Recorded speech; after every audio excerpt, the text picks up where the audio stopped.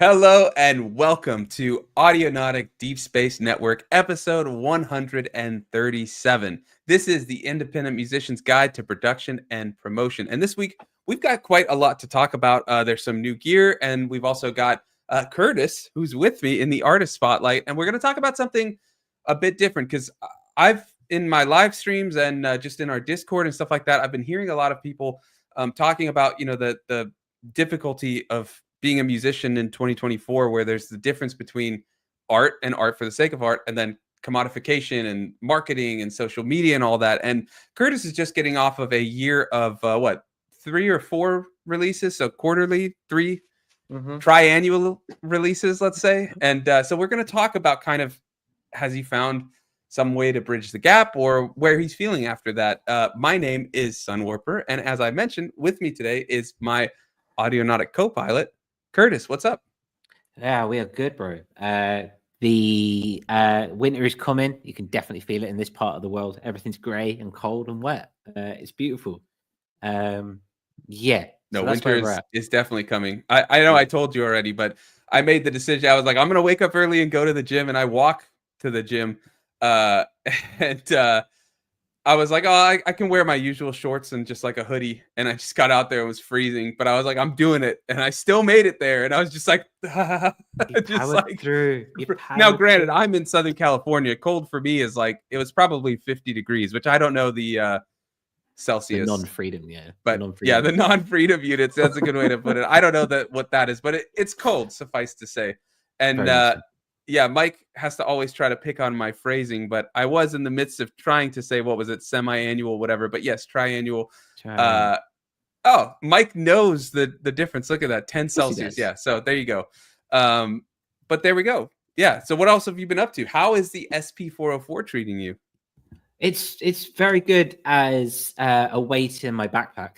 For one thing. It's pretty light though. I don't know about weight. It's about 3.5 kilos, and then with the pouch it comes in and everything, and it's fine. In short, you got a pouch. Look at you, man. Special. I've got a pouch. I want to carry it everywhere, and I have been carrying it everywhere.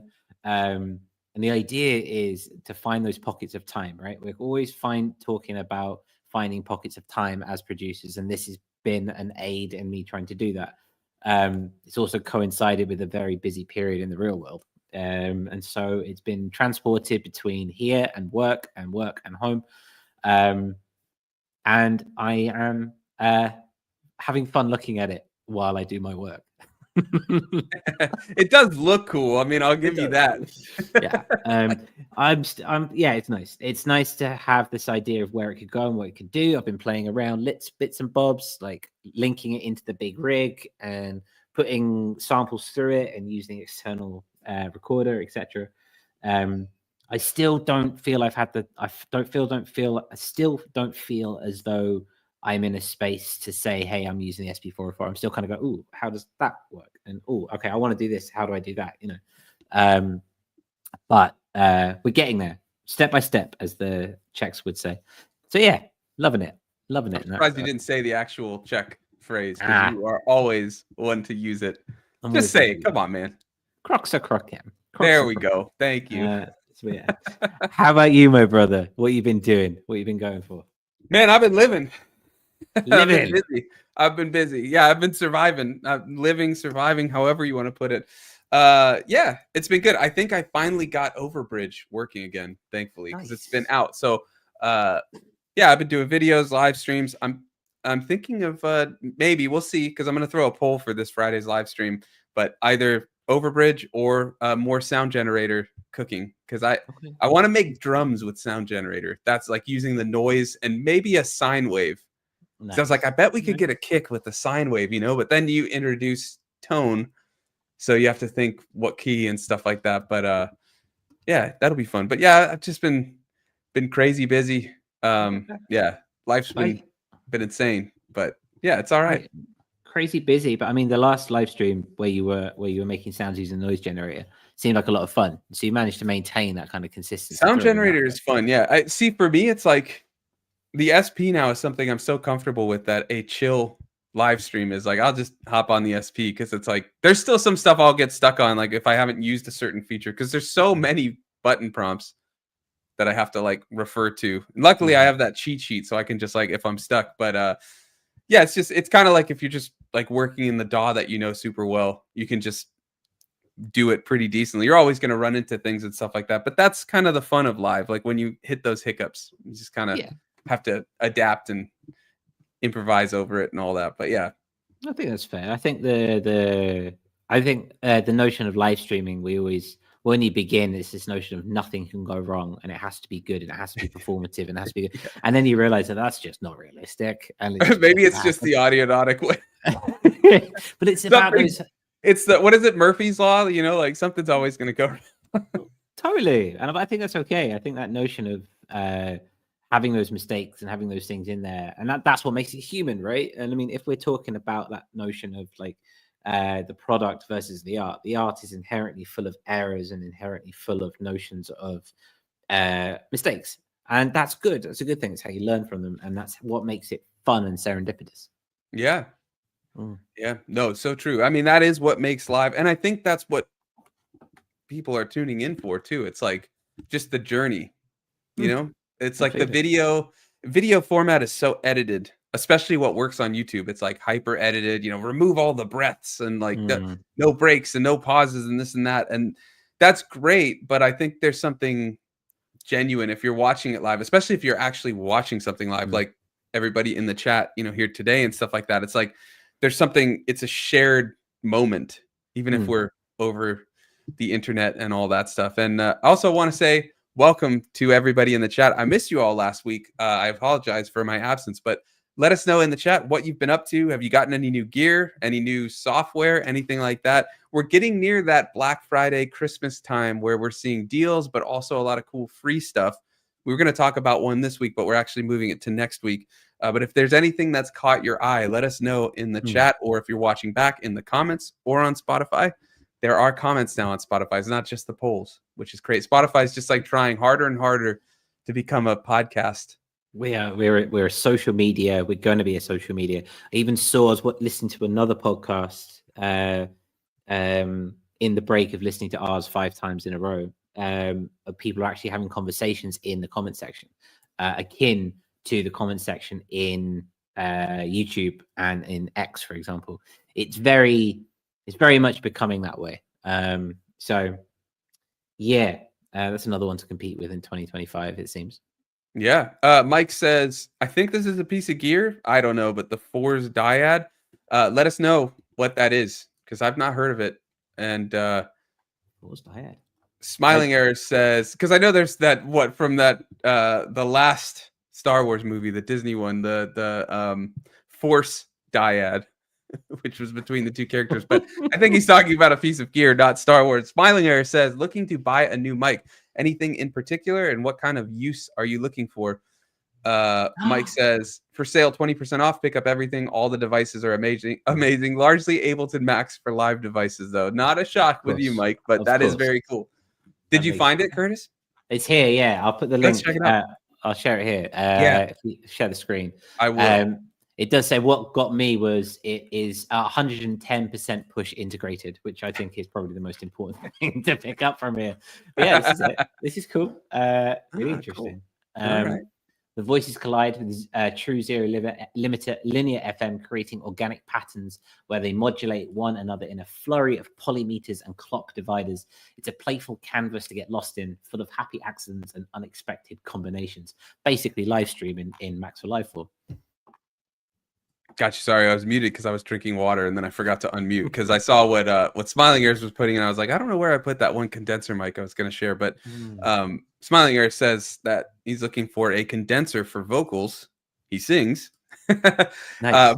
but hasn't recorded vocals for many years. I've used see, I just don't remember, because I have, sometimes it's not a condenser, but I've sometimes used this Samson Q7 for vocals, which is decent. I've used the Blue Yeti a couple times for vocals, but I have an actual condenser that I bought. It's way down there. I can't reach it right now, but I'll try to show it. Smiling Ears on the Discord later. But I bought this thing used from like a Guitar Center or Sam Ash years ago, and I still use it all the time because it's got such a great sound. But that one's like when I do vocals, that one's my main one. But when I need to do it quick, I've done the Blue Yeti and then that Q7. It's that's a nice the idea of the understated notions like the Blue Yeti. Right? It's a podcast mic, but it can be great for vocals. Yeah, is it a condenser? The Blue Yeti? Yeah, I think so. I could be completely wrong. I have no idea, but I'm Googling it right now. The SC electronics for condenser mics are really understated, in my opinion. Obviously, Rode are right up there, and they're beautiful and amazing. Yeah.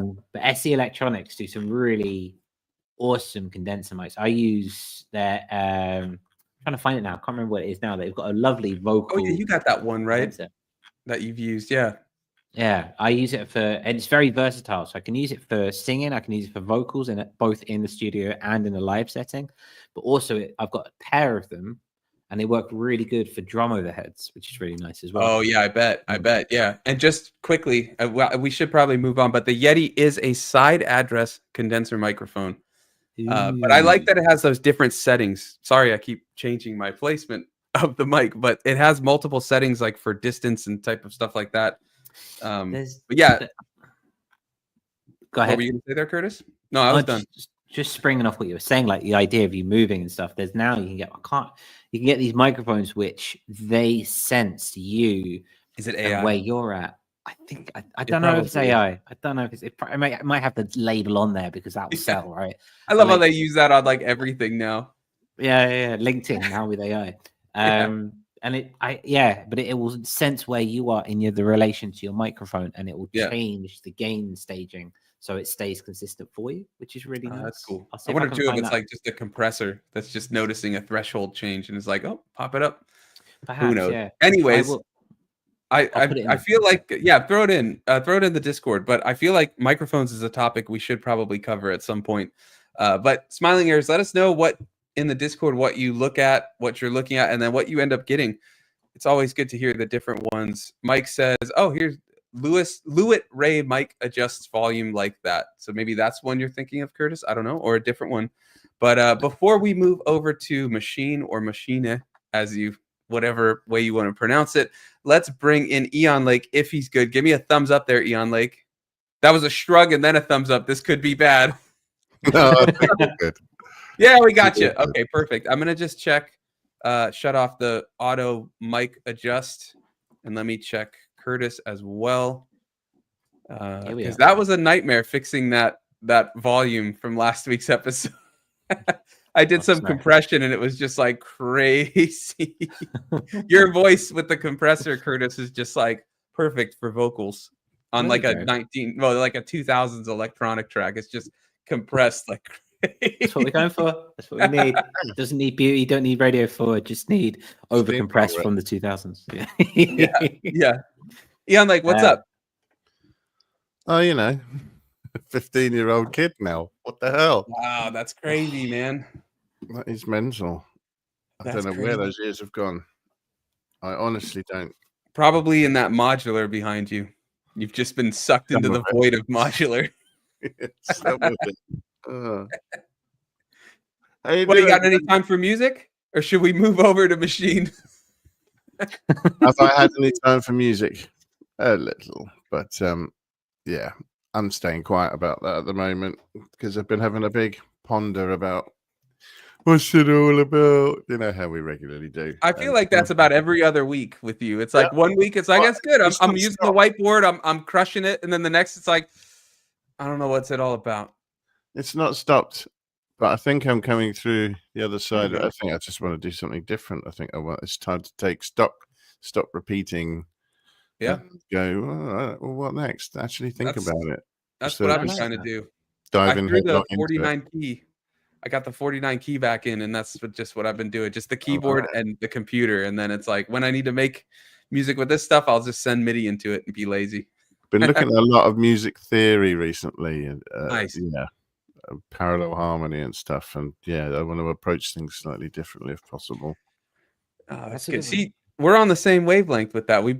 I've been looking into like theory, just like I love that theory stuff, but since I had no sleep, my brain could not comprehend it. So I was like, no time for that. But Is that better now then? a little bit. He was doing really well for a while, and then he's been waking up about once a night again. But that's better than 4 to 6 times a night.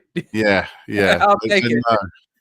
There's a world of difference. It's incredible what it does to you. It really is. Somebody had mentioned when we were in the thick of like the no sleep, they're like, if you can just get 4 hours straight, like that one, was it REM sleep cycle, and then some broken sleep, it's not as bad. And they weren't wrong. It's still terrible, but it's a lot better. Like I can actually think a little clearer. That's what it's like with Ben. It was that regular that you couldn't actually get into deep sleep. It was just a shallow nap and back up again, which is just barely enough to stop you going insane, really. Yeah, it's tough. No, I feel like not enough people mention the absolute destruction. It can vary so much though, because Amelia slept after 7 days, slept through the night. Man, it's just a massive thing. Wanted a big belly full of milk, and then she'd sleep all night. All right, Ben, the absolute opposite. Well, that gives me some hope, I guess. Anyways, we're happy to have you on, Lake, because I think both you and I missed last week, so it's good to have the gang back together. Yeah, nice to be back together. And we've heard some really great gear from the chat, but I want to talk about Maschine because none of us, to my knowledge, Eon Lake, you can correct me, have really used Maschine much. But I'm curious if what's coming in this new Maschine 3 or what is out. Well, Lars, right, but he's not here, and he's unfortunately not in the chat either. But I'm curious to hear if anything they've thrown in is appealing enough to check it out. Maschine, it starts. I'll share the screen in a second, but it starts at $30, and then there's the hardware as well. But there is a software version. So I'm going to share this, and let's see what we got. If you could go up to the top there, let's see. Is that So we've got Maschine 3, Maschine 3. There's the 2 ways to pronounce it. $30, and they've added some really cool new stuff. If I can just get to my notes. The top one being, and we love to talk about this, stem separation. So they've got AI-powered stem separation, which will allow you to isolate vocals, drums, and harmonic effects from a track in real time. And they show in the video like they've got the isolated sounds, and you can obviously solo different ones and stuff like that. So we've talked a lot about stem separation in the past. We've actually done comparison between, what was it, Koala, Logic, MPC stems, and there might have been one more. We also covered RipX separately a long time ago, but we did kind of a shootout between the 3. And NFL. I just saw Curtis's face. It was like, oh yeah, FL Studio. But I would love to hear, maybe if Lars gets this, what this stem separation done. We use the control. We use one track, the same track, and split it and see kind of the different artifacting, because I'm almost more interested in the artifacts that each of these stem separators produce, because it could be so weird and wonky, the like phasing and stuff like that. It's nice to get that clean one, but it's also fun to kind of see where the artifacting, like what this AI or whatever, they claim it's AI is, where it's separating and how it's kind of doing it. But yeah, this is a huge one. Before I go on, is anybody intrigued by this, the stem separation? Eon Lake? On the surface of it, I would say no, not really. It's a useful thing to have for all sorts of reasons that we've covered in the past, but I don't do a huge amount of it myself. I am interested to see how well it stacks up against others because of the isotope partnership, and they are very good. I'd expect it to be a really strong contender for, very good quality stem separation, but you never know. You can be surprised with these things. I would like to hear how well it does, but I think once I've heard that, I'll probably go back to not being interested anymore. Well, you got Logic stem split too, if you just update. So that one's pretty clean. Yeah, and that I could pay £10 and have the MPC one. Trure, that's true. That one I found had a few more artifacts compared to Logic, but its drums were way cleaner. Yeah, I wouldn't mind that too much, I think. Yeah. I think you have to be ready to embrace it. If you're stem splitting because it's the best avenue open to you, then I think you need to be ready for some glitchiness. Yeah, I was going to say, if you're using Koala, be ready for a lot of artifacting. Curtis, what about you? What do you think? interested in it just from this? I know I haven't read the rest. I'm just curious because stem separation just fascinates me. So I'm curious to hear everybody's thoughts. Yeah, I kind of sit on the other side of it. It really intrigues me. I love it. You know how I feel about copyright and the idea that this is another place of being able to do that excites me. I'm a stem separator in waiting. I love making bootlegs, and I love the idea of taking tracks and flipping them into something completely different. It just sits on the bottom underneath finishing my album, getting to know the SP, and Yeah. doing Got a lot on everything your else. plate Like there. there's a lot there. Like I use it. I use a lot of sampling when I'm with the kids and stuff, and they love it, and they absolutely. And I can really see why it springs that imagination, and really why, especially if you're new, this notion of creating something, putting a spin on your own piece. Putting a spin on a piece that means a lot to you. And I can really see how that can be a gateway into taking production to the next level. So I'm all for it. I think it's great. Sign me up, essentially. Cool. Yeah. All right. I'm going to keep going. So the next thing, bounce in place and audio export options. So this is, I mean, I use this all the time in Logic. This is super handy, especially if you're using like hardware Maschine. You can convert MIDI patterns to audio with the new bounce in place feature, which obviously is going to save CPU resources, allowing you to render tracks into audio so that you don't have to take up all the MIDI processing and all that type of stuff. I think that's pretty cool. That's a huge win. I think from reading the what you've got there. Sorry, I was on my notes, but I think a lot of things they've added are actually community requested features that people have been requesting. So it's cool to see that they're listening, they're adding things, at least from an outsider looking in. I'd love to get Lars's opinion if he hops on later or something, or maybe in the Discord about his take on this as an ambient creator on Maschine, which is probably not a lot of people what they're using it for. All right, extended file compatibility. This seems cool. So they got MP3, MP4, FLAC, and OGG, OGG. Yeah. So you just have more audio sources, and then you don't have to pre-convert and things like that for a lot of these. Another one, performance and live tempo adjustments. Software can support, or now supports, custom tempos per scene. So you can change live performances like in those scenes. I think this is one kind of for enhancing its live performance aspects. Like if you're doing live sets, you can kind of change the tempo in these different scenes. All right, what else have we got? Oh, this is really cool. The next two, Eon had mentioned Ozone and Isotope. So Maschine has a central sound library. So they've redesigned it with over 100 kits, 144 contact instruments, and synth presets. And then products like Monarch, Massive, and Prism, which are native instruments products. And then new plugin suite. It includes more plugins by default, like Ozone 11 Elements and Reactor Prism. So there's new synthesis and mixing tools. So I know Ozone, I think a lot of people do, but Ozone is that's like the mastering one that could kind of do some AI type mastering on a track. But then I'm not familiar with that Prism, but it sounds like that might be a synthesizer. But a lot of cool little things they've added and functions. So again, I'm an outsider looking in. It appears like all of that comes in the software you can buy for $30.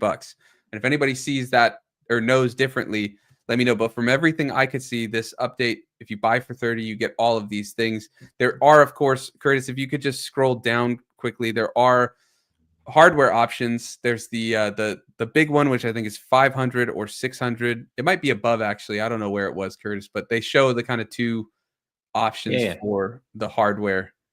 No, it's not that. They show like the actual two hardwares. There's like Maschine. Yeah, that's it. Yeah, I'm with you. Maschine Mark III and then Maschine Micro. So it's 500. It looks like it's marked down, or at least appears to be, and then 200 for the Maschine Micro. And I think the Micro, I don't know if either are standalone. Actually, we'd have to look. But it looks interesting. This always kind of seems like a direct competitor to me to like the MPC kind of workflow, but being kind of mixed with like a desktop functionality and all of the native instruments type of stuff. I do want to check real quick while you guys talk if the actual Mark III's gotten kind of CPU and like RAM updates. So, Curtis, let's start with you. What's your thoughts now that we've heard everything there is? Well, again, yeah. Speaking as a outsider looking in, they have always fascinated me. They are part of that world where, if you're a preset kind of producer, where you're less about the sound design and you're more about, I need this kind of sound, bang, I got it, right? They're really solid in those regards. And yes, you can get them in other places, and yes, there's many places to get these sounds, but they have that they're that notion where you throw money at the situation and you know you're getting something good involved. Which, if you're again making production music, or you're making music on that needs to be of a certain quality, and you're and need it quick, so to speak, you're on a time limit. Native Instruments have always been good in that regard. When it comes to the hardware, I don't feel like I'm in a place to comment from a place of what's the phrase? Come from a space of authority in that regard. But it is interesting to me that you've got these boxes which can create it, and you don't have to be looking at a computer. We always look at getting away from the computer. I love working in Ableton. I love working in Ableton. I do think it's important to step away, even if it's a case of just having a different workflow for something. If we're talking about that notion of what is it all about, sometimes answers to those questions can be found in just having a different workflow. I'd have it on my play table for sure. Nice. And Eon Lake, what about you? I'm trying to think what the comparison is here, because I mean, is it a fully fledged door? Because initially, the part of me was thinking, what, you've got bounce in place. Why have you not had bounce in place before? Because you know, it's been in every door. But then I pulled back a little bit, and it is a little bit more equivalent to something like, say, the MPC software, in perhaps, especially in the sense that it can sit inside a door and, you know, interact with it. And so I'm probably been a little bit harsh there. And that, you know, obviously it's a good thing to have. It seems to be a very cheap update, which can't be a bad thing, right? And I was going to say something stupid, like I don't know I would want to have a hardware controller for something that isn't universal, but then again, I've got 2 of them already, so I'm talking out of you know where again. But I suppose I'm cool with it with Ableton, because I know I'm going to be using it and push. There's everything that Curtis was talking about, taking you away from the screen, enabling you to do all the basic stuff. And play a bit and start, stop, and all your transport controls and whatnot, without being tied to a screen. And I really think that's really helpful for anyone. So, you know, I like the MPCs and the ABCs for controlling things. I like what the Maschine controllers look like. I see they've got an Ableton Note alike sort of one, a little one. I don't know if there's a cloud syncing facility or anything for that, but you know, they seem quite well made. I don't know. It's just, I don't why it is that I haven't been lured to it. In my head, it's sort of, you know, Richie Hawtin, Plastic Man, and people like that doing, you know, live techno using it. But see, I always think of like beat making beats. Yeah, that's what I usually see. Is it's like, it's and then Lars with his crazy and there are other people doing it, and then, you know, our very own Lars obviously is doing ambient stuff on it. Yeah. And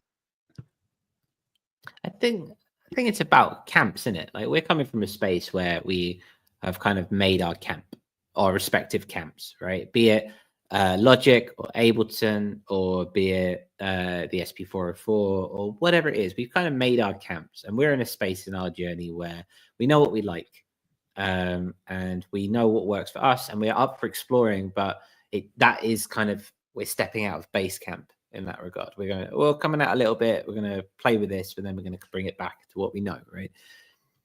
This, when you're saying what does it stand for, I think this is kind of if someone who's starting out and is in a place where they haven't really put their flag down anywhere. You know, they haven't peed on a certain tree, so to speak.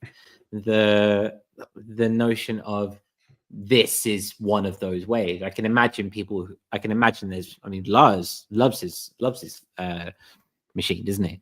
And I imagine that's in part because that's kind of what he started with, or he got exposed to it at an early age. Don't know, he's not in the room, don't want to speak for him. Lars, let us know. It'd be good to know where you're coming from. But the ease of use, so to speak, of putting things in, of the touch capabilities, does speak for any other DAW in that regard. Well, it's interesting you mentioned kind of the camps, right? Because I'm just thinking, I'm trying to take my like subjective view of it as someone who uses DAWs, uses hardware, uses hybrid setups and all that, and kind of think like different perspectives, right? And it to me, one thing that's never really the reason I've never been drawn to it, to answer Eon Lake's question, you know, for myself, is it kind of seems like it has one foot in both. There's the kind of like hardware setup, but it's connected, and then there's the DAW stuff, and it can be a DAW, but it sounds like it can open in a DAW. It's just kind of like too much of everything that it's never kind of intrigued me in that way, where I'd rather be like, okay, dedicated hardware, dedicated DAW. If I need to sync it, we've got Overbridge, or, you know, just audio over USB or something like that. To me, it kind of feels like it's going one foot in DAW, one foot in hardware. But if I was like a beginner, kind of like what you're saying, Curtis, I think that's a nice spot to be in, right? Because then you can kind of transition to either, or figure out which one you like more, and use different workflows. It's fascinating. Now, the chat is not very, very keen on Maschine, but is there anything else we want to discuss before I run through the chat, and then we'll move into the next topic? Eon Lake, we'll start with you. I think you're muted, bro. Or I've lost you. Yeah, Curtis, are you getting him? I'm not getting him, no. Yeah, okay. It's I was like, maybe I unplugged my headphones or something. He's dead. He's gone. He's dead. He's gone. All right. Well, type it in the chat. I'll put you in the green room and see if you can sort it out. But Curtis, what about you? I don't have anything really more to say on it, other than just that, again, that notion of yeah, I like what you're saying in that regard. It has its feet in both camps, so to speak, and I know that we're coming at it in a positive light. I know that the chat is a bit less positive, so I kind of want to hear from them. Okay, let me check. I'm not muted. I was just messaging Eon Lake. Okay, so Smiling Harrison is just not a fan. Let's start with that. He's posted a lot of things in the chat. First, I just want to say hi to Little Bro, who's in the chat. What's going on? And then we'll get to Smiling Airs. The problem with Maschine is that it's 10 years or more out of touch. I don't believe any Maschine owners don't have a PC, and you get more function in your DAW with native instruments. It's already bundled with native instruments on the PC, which you get as standard with Maschine. Smiling Air says, as a DAW, it's clumsy, but also runs inside a DAW. And then this one's interesting from Mike. It says, my bandmate Ali got a Maschine and NI keyboard controller, but the integration between Maschine, keyboard, and complete control was not obvious and tricky to integrate into other kit. That's interesting to me, because you would think you'd want to make it kind of as simple as possible, especially between products from the same company. So that's an interesting one. And then Mike also says, ecosystems like Maschine MPC need to have some easy way to integrate with other gear, either for production or performance. Yeah, I agree. I mean, typically, like MIDI connection is a really easy start point, and then we're seeing more kind of like apps connected to hardware and stuff. I mean, I'm thinking mostly of like Electron, but we are seeing stuff like that. Yeah, interesting. So yeah, chat doesn't seem to be the biggest fan. I'd like to hear if anybody's watching this later in the chat or on Spotify or on our Discord. I would like to hear some people either who use it or who are interested in it. Because I just love hearing kind of both sides. Again, we're all coming at this from outsiders. We're just presenting what's new in the gear space. And this looks cool. I mean, I'm glad to see a lot of features. I also like to see, it sounds like their community requests for some of them. So it's good to see that they're adding it. I mean, I don't know how long people have been requesting for it, but it's nice to see these things coming in, you know, based on requests. Like Roland's pretty good with the SP lately. Every update, they've been adding a lot of good features that people have been asking for. The one they don't add is sidechain, but we'll see. Maybe that could still. Look at that. Yeah, they threw the per pad filters and stuff like that on the P6, so I don't know if it'll ever come to the SP, but that's all right. I digress. I just had to mention it. It still doesn't sit right with me. Hold on a second. I'm gonna just check. Okay, we're gonna try to bring Eon Lake back in. Let's try that. Anything Eon Lake? No, nothing. All right, let me check something. I'm gonna check echo cancellation, mic background noise is off. Let me just try shutting these two off. And try again. Anything? No, nothing. Check you didn't change like your mic setting to some other mic or something, like loop back or something. He says he can hear himself. Well, I mean, you could talk to yourself. Yeah, we can't hear you. And chat, is anybody hearing Eon Lake? Let us know in the chat. Let's have that be the deciding factor. But Curtis, I'm not crazy, right? You're not hearing him. I'm not hearing him, no. Okay. All right, so yeah, I'm gonna just put you in the green room till we can sort it out. We'll try again in a bit. Just check your settings again. I know you checked it. I'm sorry. And look at that face of disappointment. Okay, Mike says he can't hear Eon Lake. It's not just us. It's not just us. All right. Let's move on from there though. Eon Lake, if you can sort it out, we'll bring you back. We'll keep trying to say it. Curtis, what's up next? Community Corner, a few PSAs for this week. And we'll start with the notion of, firstly, sending our appreciation, our love to our patrons. This show is not sponsored, and the reason for that is that we keep this show alive and going in each week because of our patrons. So thank you ever so much for your continued support. We've had a wonderful year, and as we get towards the end of the year, we will be doing some more episodes where we'll be recanting the year. So I suppose we can start that off in a way. Thank you for your continued support as we keep this going.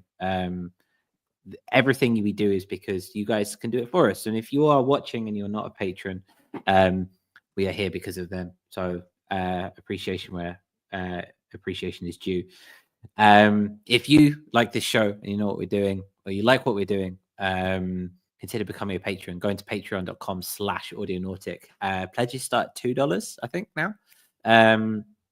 And it keeps the show alive, and there's extra bits and bobs. There's early access to our releases on Audionautic Records, as well as Starstream, our monthly hangout where we just hang out and sit and chat all about this production lark that we do so much. What else, Sunwalker? Yeah, you get exclusive channels on the Discord, and there's quite a few other things. If you want to check it out, head there. You can hop on the show. You can head to patreon.com/audionautic. But yeah, you can hop onto the show as Lars and many of our other patrons do. And you can check out all the features over there. I just want to try to bring in Eon Lake one more time. But I do want to say much love to all of our patrons. They are the reason we can keep the lights on. Mike says it's incredible value. That's a great what else can you get for $2 a month? Yeah, maybe a McDonald's coffee for that $1 deal, but I don't know if you'd want that. But let's see if we have like we have echo. We have echo. Oh, come on. But we hear you. Hold on, wait. I'm gonna try something. Let's see. Okay, I reduced echo cancellation. Say something, Eon Lake. Something Eon Lake. Yeah. I shut off something. Yeah, like I shut off the echo cancellation, and that seemed to do the trick. What was the issue? Because Smiling Earth thinks you were just so disappointed by Maschine, you're just like, I'm out. Yeah, it was that. To be fair, I just couldn't do it anymore. Drumming up enthusiasm. You've had enough DAWs, huh? Or DAW hardware hybrids. No, I was going to come out with some rubbish about see what you gel with. It doesn't really matter. They're all just tools. But I mean, how well things play with other things is kind of important these days. True. So yeah, that's a little scary. What Mike was saying. Yeah, that's quite a drawback. Sad to hear. I would hope that's like a fluke, but I don't know. And it still affected somebody. Well, two people because they're a band, but or more. Yeah. I think it's just the two of them, though, right? But yeah, maybe more. From there, though, we've got a decision made and a new sample challenge or Discord challenge to announce. So we've named this one Found Frequencies, which I'm almost positive we've done before. The name. I think we've done that before, but either way, It's I a think we've totally done different found concept. Totally different concept. This time, what we are doing, I gotta find it, but we're gonna everybody takes a found sound, and you're encouraged to go and use your phone or a some sort of microphone field recorder to record sounds outside. But we are going to provide one from one of our patron sample packs. That is another perk you get at a certain tier. You can get our what is it? 4 times quarterly sample packs. Quarterly. Yeah, quarterly sample packs. So we are going to provide one of those if you need a start point, but we would encourage you to go out, use your phone, microphone, whatever, get a sample of something out in the world, rain, whatever, and turn it into a rhythmic element and then build a track around it. Now, Curtis will expand on this a little bit, but I just want to say the idea here is not to make a full track if you don't have the time, anything like that. It's really just to get outside of our comfort zones, do something different, try new things, and then come together. We have a listening party at the end of every month, and we hang out and just kind of listen for feedback, all that type of stuff, and just kind of learn from each other and find new things that everybody's doing. I've learned so much from everybody's submissions, and I unfortunately missed the last listening party, but everybody's tracks were crazy for that Frankenstein flip. That was awesome. Like the difference, and yet they all kind of had a similar chord structure, except maybe one, but they all flowed really well and had this really cool vibe. But yeah, that's the goal here. We just come together and we just listen as a community and offer constructive but helpful feedback. It's not judgmental, anything like that. But Curtis, anything you want to add regarding the new challenge? No, just it's no holds barred. Rhythmic element is the thing. I think that's the limitation. Comes from Coraline, one of our Discord members.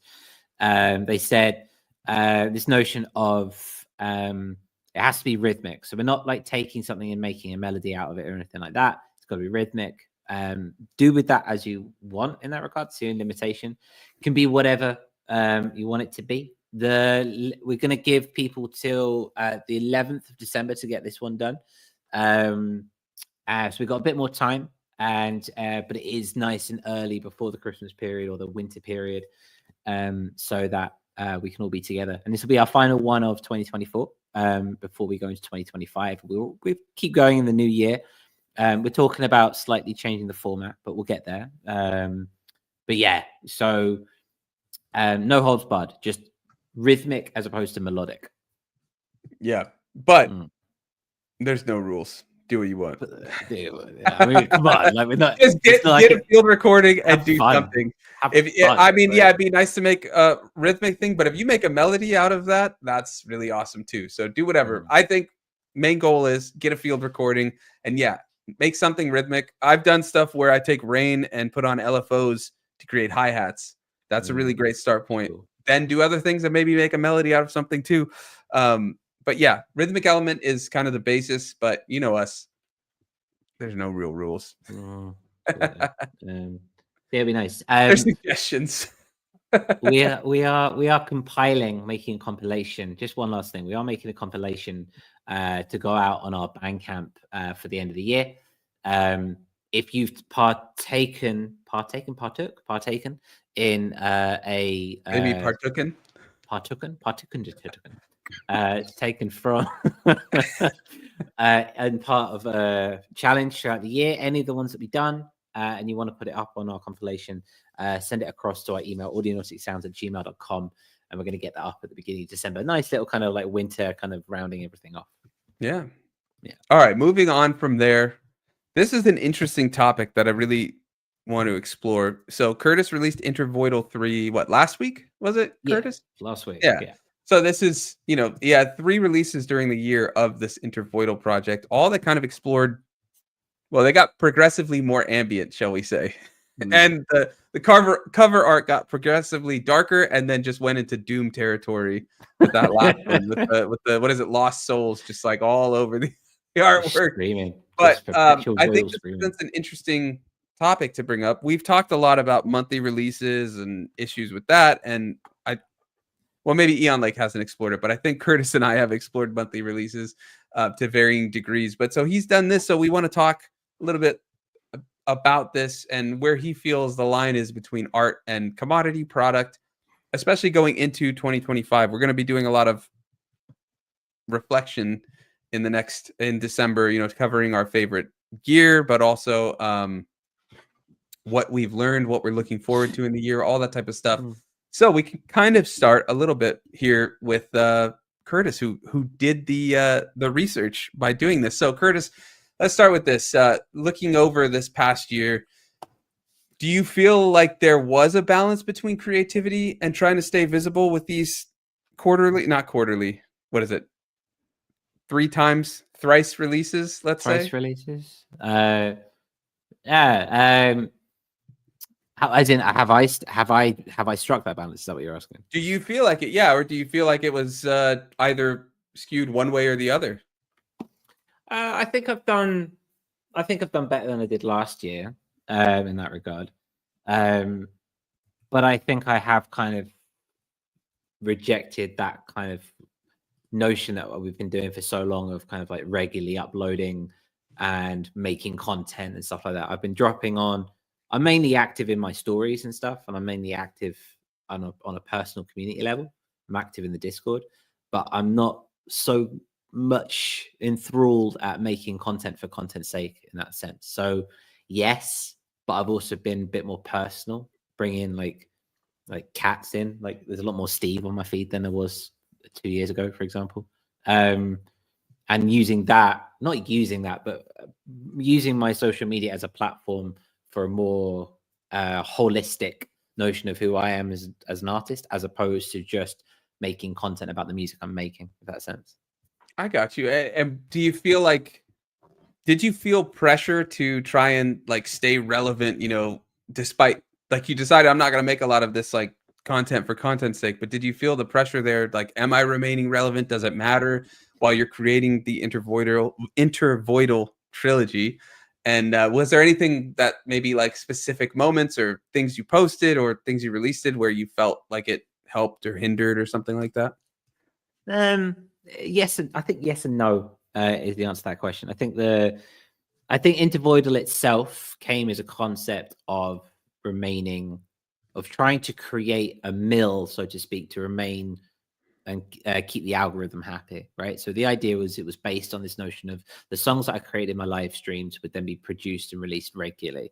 And because of, for example, I've already got the video content from the live stream and I've got the music from the live stream and the production, it's already there. So when it comes to release, I don't have to then spend a lot of time creating content for me because I'm already making enough content as it is for Audionaut, right. So it's already there, right? That was the idea. And in that regard, it worked and it kind of is there. But I've got to the end of it, and for example, the content that I've got for Intervoidal 3, I haven't posted yet. I'll get around to it, but I'm in the real rush at the same time. So I think it started as that feeling of pressure, but halfway through, I've known that I've not got a bank of singles coming up in the next couple of months or so to kind of back that up and keep feeding that machine. So anything that has been built over the last year from a Spotify perspective or a Tidal perspective is just going to dissipate again. And coming to that realization, my answer to that has just been, well, I'm just going to make art then, because I don't want to keep just churning out tracks that are there. The tracks I like, and the tracks are nice in that regard. But it's made me even more, what's the phrase? It's made me even more steadfast in the notion of, if I'm going to release, it's going to be a release that I want and I care about, as opposed to something that needs to go out. And if that means that I'm not releasing for a while, that's okay. That's interesting. And I wanted to point out something I've been noticing and why I'm kind of changing my release structure. And Ian, like, I want to have you ask Curtis the next question, but I just want to bring this up because I think this is important and I think we need to explore this further in the future. But it seems like there's a clearer delineation or line being set between Bandcamp users and Spotify streaming users and YouTube, let's say, whatever, where it seems like more and more Bandcamp really wants albums, maybe even EPs, but almost like albums, big, kind of like the old school release, right? Like an album and physicals and this and that. And then streaming really still seems to favor these like frequent releases, which I think is exhausting on Bandcamp, because people on Bandcamp are paying, right? Whereas on Spotify, it's just a free, well, it's not free, right? You're paying a monthly fee, but it's just a listen. You can just keep listening all you want. You never have to like drop $1 for one piece of music. You can just pay 10 or 15. Spotify's raised their prices so much, but like you can just pay one monthly fee, and any song, any artist releases, as long as it's up there, is out there. And I think this line is becoming clearer. And that's kind of why I've decided to, for right now, like hold off, figure out kind of my next approach and things like that. But Ian, like anything you want to add, or is there a question you want to bring up to Curtis? Well, I was gonna say, please tell me your mic's working, bro. I'm not going to do any jokes about nothing. But I just, how do you square this social? I mean, I never think about strategy and frequency of releasing and social media presence and that maintaining side of it, whilst trying to be creative and actually do what you'd kind of plan to do. So obviously the multiple releases for Intervoidal. So how do you square that? Do you keep them separate in your head? Do you make a plan and then just put that to one side and execute the plan? Does it impinge in any way? Because for me, you know what it's like, from like meditation, if you try and silence a voice, it just gets louder, right? You have to just let it go. So if I tried to not think about that, it would be creeping into my thoughts when I'm trying to sort of be creative and actually make the music. Does anything like that happen with you? Did you have any issues of that kind whilst doing this? Yeah, and I think that's why Intervoidal, I've been in my head at least, Intervoidal is not canonic Curtis, right? It's there, it's part of the journey, but it doesn't tell any of Curtis's story. It doesn't tell anything about the Voltang system or Mazium or the Jade Federation or anything like that. Like, it doesn't tell of anything, that stuff that we will get to. It is very much an expression of where I'm at in my journey, and I'm in similar fashion to you guys. I'm in this kind of like, what's it all about, wibbly wobbly, experimenting with different kind of ideas kind of situation, and just kind of wondering. So yeah, I've had to kind of separate it in that regard, and I haven't treated in some respects, this is a double-edged sword. I haven't treated the production, and I haven't treated the attention on it as much as perhaps I would have done with for Maroon, for example, right? And that's a good thing and a bad thing. I've noticed with artists who do pump out a track every 6 weeks, for example, you can tell where they're like absolute stellar mixes, and you can tell where, they've been a bit rushed with it, for example. And I've kind of utilized that. I won't do the same thing for my album. I don't think I'm not doing the same thing for my album, because I think I care a lot more about it. And I care so much more deeply about the art in that regard, and the expression of my vulnerability and my experience, as opposed to this, which is, the live streams are fun, right? When I was doing the live streams, that was just fun. It was communal, people were coming back and forth, we were chatting and stuff, and I kind of kept that in mind, if that makes sense. Whereas the tracks I'm making for my next album, no one's heard them, I don't think. Maybe a few MP3s on the Discord, but it's also, no one knows the story behind them, where they're coming from, that kind of situation. So which approach works? Oh, go ahead, Ian.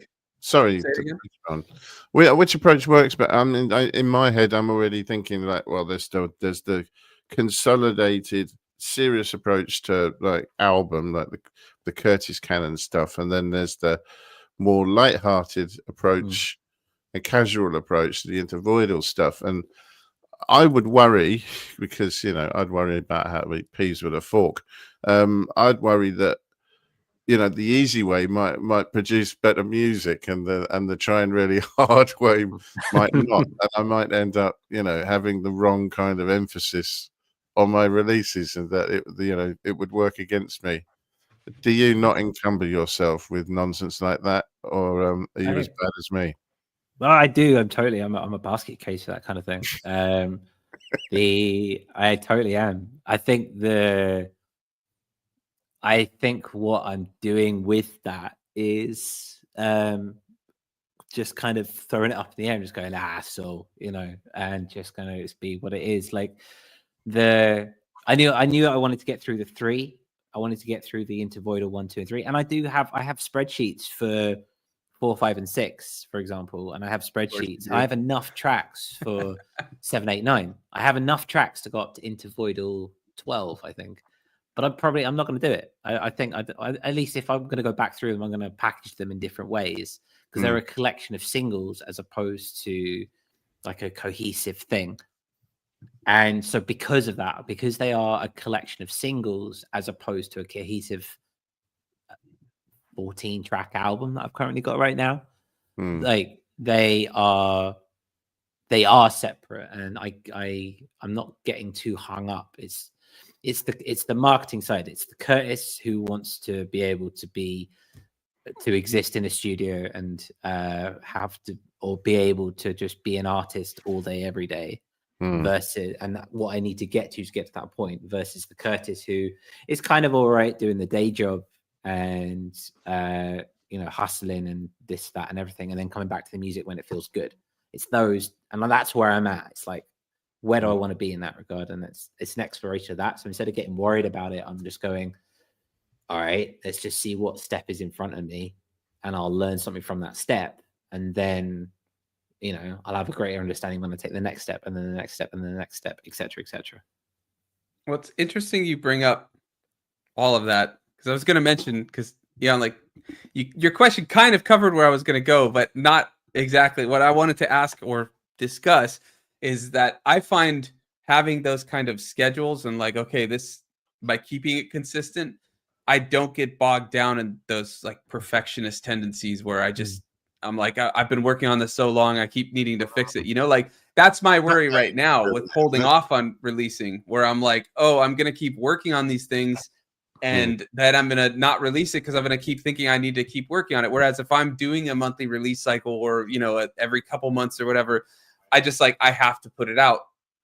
And I've found that it's really helped. Now, my idea here, what I'm testing is how far have I really developed, right? Or was it the actual being in the thick of it that helped me do it? Like, have I learned something from all of those years of monthly releases where I can work on something for longer and have kind of the willpower to be like, okay, this is done. I'm going to just put this in the back burner and start working on song 3, song 4, song 5, and this and that. And then at the end of it, revisit all of it, package it together and put it out. That's kind of like what I'm thinking. It's a test, but I'm curious, where do you find the balance there? Or do you not have that problem with it, where you could take a long time and be like, yep, it's good to go? Or do you kind of go like, oh, I need to keep tweaking, like you get lost in that song because you've just been working with it for so long?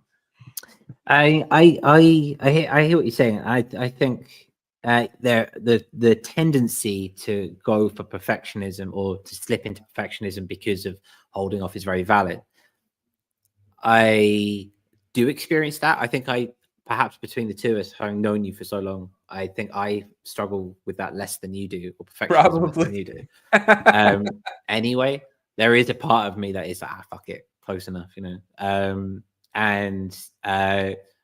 but I have noticed that shift into my perfectionism as things have gone on, and I've noticed it especially as I've been working more with kids, and they're bringing their absolute fire emoji. I'm looking at my own mixes and going, that kind of thing, which is externalization. But externalization is something that I struggle with like constantly, whether I'm in music or whether I'm in whatever I'm doing. And so I'm always mindful of it, and I just try and diminish it as much as I can. I try not to think about it. I think when it comes to the marketing side of it, I think I need to put less weight on these consistent releases, right? I might not release albums consistently or EPs consistently going forward, but I'll have singles, because there are singles and stuff that exist. Do I create as much of a hype or do I just log on to Instagram and just go, hey, This is out, go have a listen, and then do all the back office stuff where, you know, that's what really matters, you know, submit hub, going to DJs, going to radios, etc. Do it there, do it silently, because that's what really it matters. And then really take the time when it comes to the album that I actually care about. If that makes sense. Yeah, I'd be curious too to see kind of like if you did tests where it's like you don't do any social media, but you do radio and blogs or whatever, and then you do one where you just do social media, and then you do one where you do both, and what works best. Because like I'm not of the opinion social media does nothing, but I do think it's a bit of a like facade, you know, of in terms of like how much it helps. But yeah, like anything. Oh, go ahead, Curtis. You look like you were eager.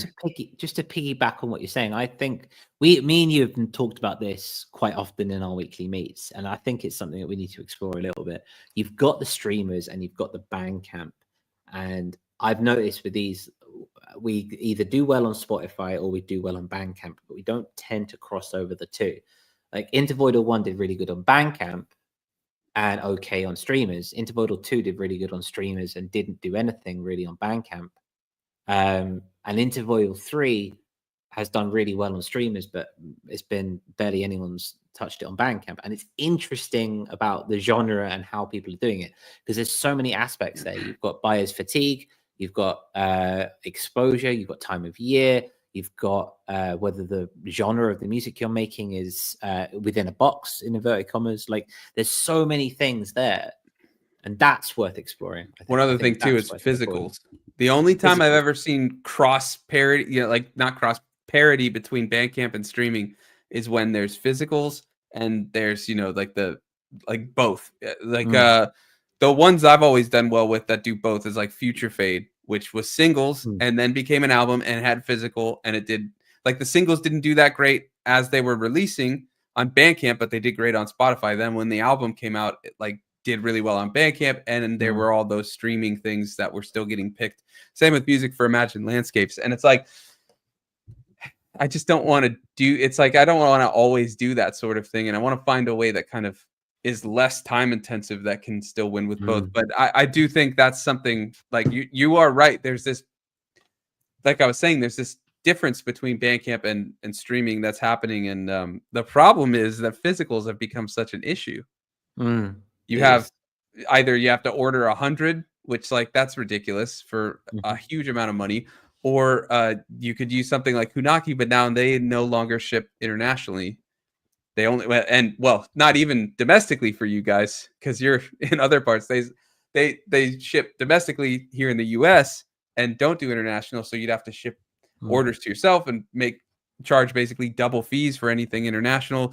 So it's a very difficult time to navigate it all. And but I think it's a time to test, right? Like you're doing, kind of see what's working, what doesn't, and kind of like what we're all doing. I think I don't want to speak for Eon Lake, but I know you're I think you're more in the production end of it right now, like testing out things on that side. But yeah, I think it's the time right now. Things are changing. The landscape is changing pretty drastically as all of these things happen and are getting thrown. And I think it's good to kind of focus on the art right now, because that's what we have. We always have the art, right? And just once we're ready to kind of get it out there, test different things and see what's happening and go. And I think you're on the right idea, Curtis, or you have the right idea trying these things. So, all right, I'm going to ask one more question, Curtis, and then we'll call it. This whole year you've been doing it, kind of getting over social media, but still somewhat using those live streams and things to promote it, but also create social media videos and stuff. But you've also been releasing, done well on streaming, done well on Bandcamp with some and things like that. What have you learned? It's a big question that I didn't start with, right? I was leading you down and then I led to this generic thing. But you can focus on a single thing or kind of the broader spectrum. But just what have you felt in this year of testing, as we've been discussing? What have you learned from it all? What are you going to take from it and use?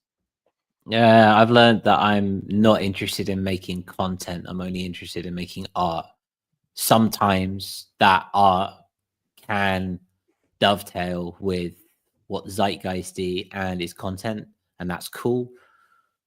But I'm not going to be so hung up on if something doesn't sell or something doesn't get received well or anything like that.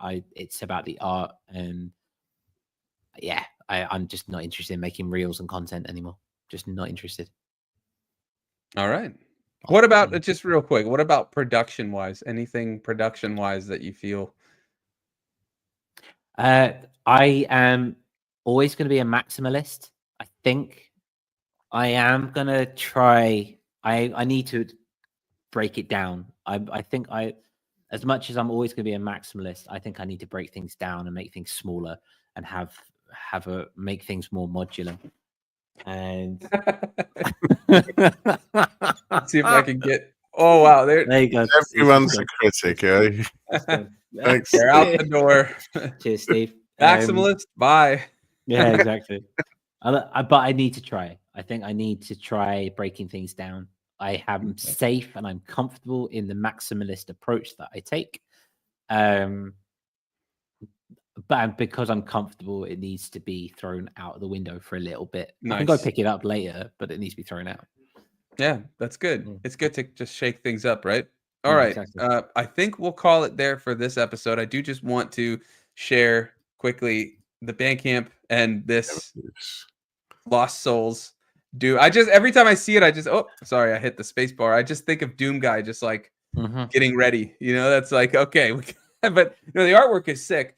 Maybe we can talk about that, how you made it in the Discord, because we've talked artwork a few times, but I would love to hear your approach with that in the Discord if you're game. But yeah, if anybody has questions for Curtis about production, how he did this kind of 3 release cycle, all that, pop them up in the Discord. I'm sure he's happy to answer all of them. And the Discord link is in the description. We'll see you all for the new Discord challenge as well. Found Frequencies. This is going to be fun. Neon, are you going to go and take a phone or a little microphone and record some field recordings?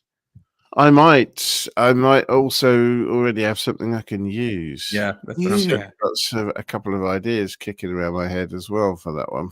There you go. Perfect. Curtis, what about you? You going to use something you got or do so? Oh, Eon just bounced. He's like, I'm sharing my last hit and I'm gone. I did not remove him. He's like gone. Like he's out of he's not even in the green room. He just bounced. Love you, Eon Lake. It's been nice to talk to you. I'm gonna go kick up something. Here he is. I'm gonna go pick up something. I'm gonna see. Yeah, I'm just gonna go around the school and I'm just gonna find something. There's always some weird sounds coming from the middle school. I'm kind of thinking I want to do one shots. Okay. I want to do maybe the rain into hi-hat thing or something like that. I've also done where I use Ocean as transition risers. Like I have a song coming out that I did on a live stream, and that one I needed more transition sounds. So I was just like, F it. I'm just putting Ocean sounds because I'm lazy. So I just did Oceans to do that. That's nice.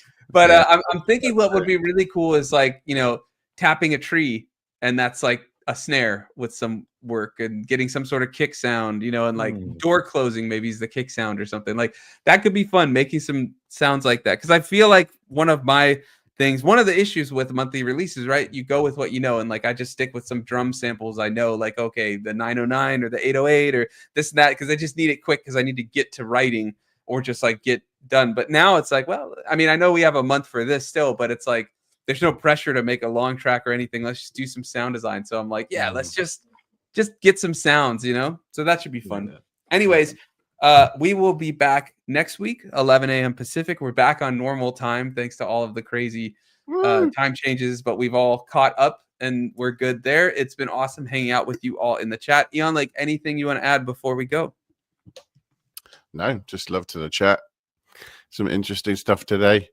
Yeah, lots of anti, what is it, Maschine? Yeah, but also some good stories about Bandcamp releases and so on. Oh, yeah, I didn't get to share. I did want to mention this. Yeah, Mike says some of the happiest experiences that I've had on Bandcamp this year are the listening album or the album listening parties. Yeah, listening parties are very fun on Bandcamp. Also, the live streams. It's gonna you can schedule live performances. That's been a lot of fun. I've done a couple of those, and I think that's something we're trying to figure out something for Audionautic that we can do. Curtis, anything before we go? No, just thank you ever so much. Allow me to prattle on for a while. And love to the patrons. Thank you ever so much. It'll be awesome. Yeah. Likewise. Yeah. Mm. Curtis, I put the album in the chat. I think it's in the description. You made the description, but if it's not, yeah, it's there. So if you want to check it out, highly recommend it. A lot more ambient with this one. Lots of just kind of sit and vibe out. It's interesting. Yeah, but not in a really traditional way. It true. definitely feels just like a slightly different take on it, and there's more sort of swells and things like that in it than you would normally get. I really enjoyed listening to it. Something I would like to talk about in the future, Curtis, too, is the journey of each intervoidal, like sonically, how you took it. We don't have time now, unfortunately, but kind of like the approach you took to going, because it went from like something into something completely different, right? You know, like that transition, but they're all still connected and all that. So I'd love to talk about that. Maybe that's for a future episode or something, or if you do an Intervoidal 4, we can talk about it. But with that, I think we'll call it. It's been awesome hanging out with you all. Much love to our patrons, patreon.com/Audionautic if you want to join. And with that, I got to find the outro video because we still have an intro one there, and I didn't want to hit that one. We don't need a countdown timer for this, but we will see you next week. Thanks for watching.